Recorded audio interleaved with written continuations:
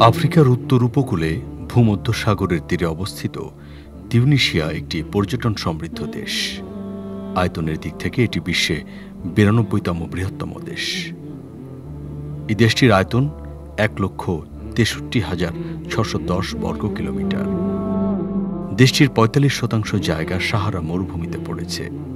এর পশ্চিম ও দক্ষিণ পশ্চিমে আলজেরিয়া, দক্ষিণ পূর্বে লিবিয়া এবং উত্তর ও উত্তর পূর্বে ভূমধ্যসাগর অবস্থিত। রাজধানী তিউনিস থেকে তিউনিসিয়া নামকরণ। রাজধানীতে 28 লক্ষেরও বেশি লোকের বসবাস। তিউনিস শহরে বাবেল ভার এবং পোর্ট দে ফ্রান্স বা ফ্রান্স বন্দর রয়েছে। মনোমুগ্ধকর এই শহরের দুটো দিক রয়েছে, ফ্রেঞ্চ ও মাগরেব। শহরটি একসময় ফ্রান্স কর্তৃক শাসিত হয়েছে।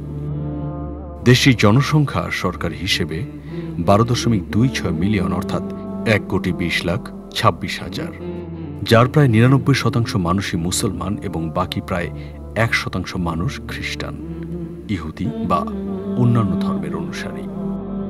রাষ্ট্রধর্ম হচ্ছে ইসলাম। আরবি ভাষাই তিউনিসিয়ার সরকারি ভাষা। এই ভাষাতে তিউনিসিয়ার প্রায় 98% লোক কথা বলে। প্রাচীনকালে তিউনিসিয়া বর্বর জাতির আবাসস্থল ছিল। মুসলমানরা তিউনিসিয়া জয় করে 697 খ্রিস্টাব্দে। 1881 সাল থেকে তিউনিসিয়া ফ্রান্সের একটি উপনিবেশ ছিল। 1956 সালে তিউনিসিয়া স্বাধীনতা লাভ করে, যার নেতৃত্বে ফরাসিদের হাত থেকে মুক্তি লাভ করে তিউনিসিয়া। তিনি হলেন হাবিব বরগুইবা। হাবিবের নেতৃত্বে চলমান আন্দোলনের মুখে 1955 সালে তিউনিসিয়াকে স্বায়ত্তশাসন দানের ঘোষণা দেয় ফ্রান্স। স্বাধীনতার পর তিনিই হন তিউনিসিয়ার প্রথম রাষ্ট্রপতি। প্রেসিডেন্ট কাইদ সাইদ তিউনিসিয়ার বর্তমান রাষ্ট্রপতি এবং রাষ্ট্রের প্রধান।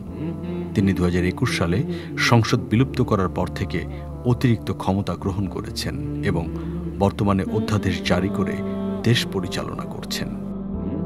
আরব বিশ্বের একমাত্র গণতান্ত্রিক দেশ তিউনিসিয়া। মানব উন্নয়ন সূচকে দেশটির অবস্থান ওপরের দিকে। দেশটির প্রায় 82% প্রাপ্তবয়স্ক মানুষ পড়তে এবং লিখতে জানে।